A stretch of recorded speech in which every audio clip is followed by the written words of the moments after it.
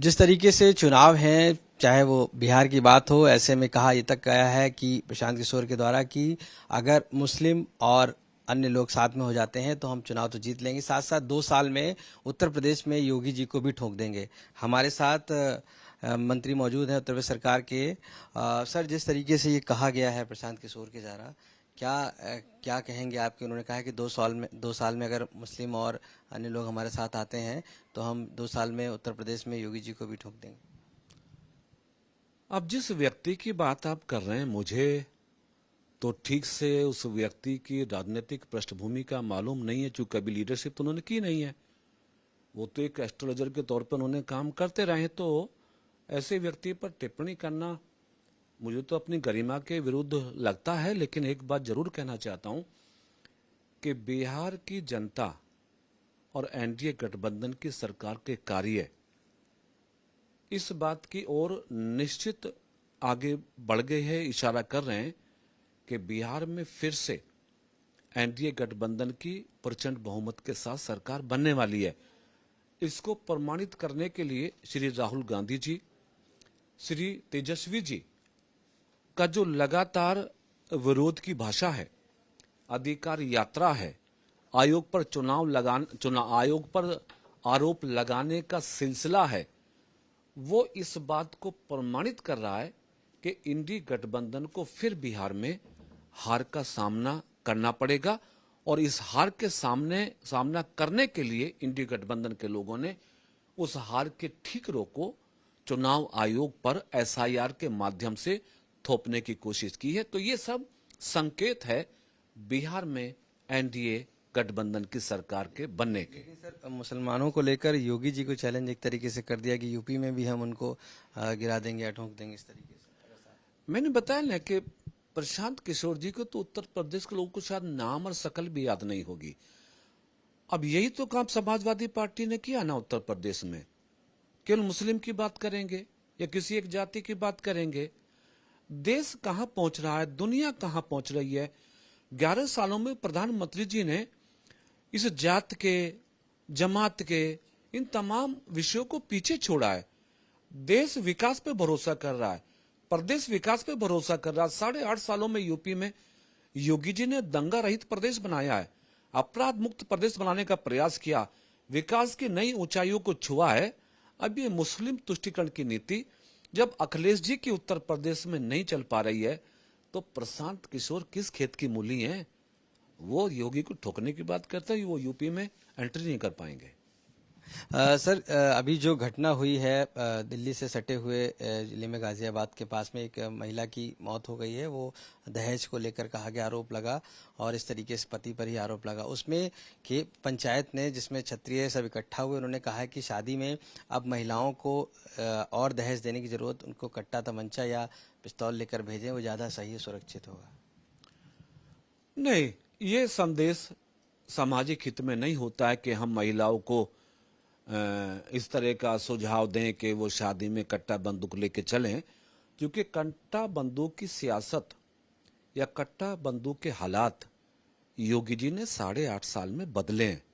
लोग जानते हैं इस बात को। मुख्तियार जैसे, अतीक जैसे लोग, अनेकों ऐसे उत्तर प्रदेश में आपराधिक प्रवृत्ति के लोग थे जिन्होंने उत्तर प्रदेश में तांडव मचा के कानून व्यवस्था को ठेंगा दिखाने का काम किया। लेकिन योगी जी ने उत्तर प्रदेश में कानून व्यवस्था को बेहतर करके, अपराध को नियंत्रण करके इस बात का इशारा दिया कि कट्टे बंदूक की सियासत उत्तर प्रदेश में नहीं चलेगी। हां, दहेज हत्या हो या कोई अपराध, उसे किसी भी कीमत पर समाज स्वीकार नहीं करता। निश्चित ये दुखद घटनाएं होती हैं, उस पर संवेदनाएं हमारी सरकार की रहती हैं। लेकिन उसका मतलब ये नहीं है कि हम व्यक्तियों को कानून और हथियार हाथ में लेने के लिए कुछ सुझाव दें। ये उचित नहीं हो सकता। सर, जो चुनाव है राष्ट्रपति का, उसको लेकर अलायंस पूरे एकजुट हुए, कल ताज में सब इकट्ठा हुए। इस दौरान ये भी खुशी जताई कि उनका कैंडिडेट जो है वो जीतने वाला है। और इस दौरान इकरा हसन का बर्थडे भी वहां पर मनाया गया। यहाँ तक अखिलेश भी खुश दिखते हुए नजर आए और साथ साथ सारे दल एक साथ खड़े हुए नजर आए। नहीं, इंडी गठबंधन के उपराष्ट्रपति पद का चुनाव या लखनऊ में उनकी बैठक या इकरा हसन जी के जन्मदिन की खुशियां ये इस बात का संकेत है कि इंडी गठबंधन चुनाव की रस्म अदायगी जन्मदिन की खुशियों के साथ मना के करना चाहता है। उनको मालूम है कि उपराष्ट्रपति के चुनाव में जीत तो एनडीए गठबंधन की होगी, इसलिए एक्सरसाइज है डेमोक्रेसी में, इंडी गठबंधन करेगा। लेकिन एनडीए के प्रत्याशी निश्चित तौर से, चूंकि प्रचंड बहुमत की सरकार नरेंद्र मोदी जी के नेतृत्व में देश में चल रही है, उपराष्ट्रपति पद के लिए भी एनडीए गठबंधन के प्रत्याशी केसी राधाकृष्णन जी की जीत तय है।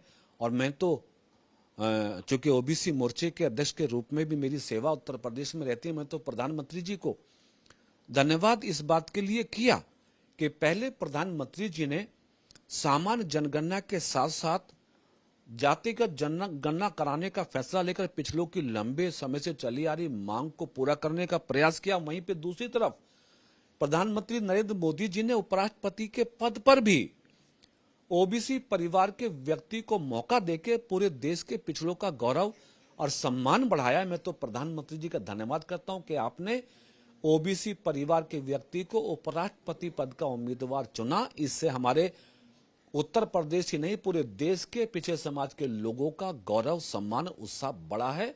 निश्चित है देश में उपराष्ट्रपति पद के लिए एनडीए गठबंधन के प्रत्याशी भारी मतों से विजयी होंगे। इंडी गठबंधन को फिर से हार का मुंह देखना पड़ेगा। सर, आखिरी सवाल है, बरेली में एक ऐसे मामले आए हैं जिसमें जो दिव्यांग थे या ऐसे लोग थे जिनका ब्रेन वॉश करके उनका धर्मांतरण कर दिया गया और उनकी शादियां मुस्लिम महिलाओं से या लड़कियों से करा दी गई हैं। इसका पूरा गैंग पकड़ा गया है और जिस तरीके से वो ब्रेन वॉश कर रहा था उसको लेकर क्या कहेंगे? पिछले काफी समय से क्या कहें, समाजवादी पार्टी की सरकार 5 साल उत्तर प्रदेश में रही।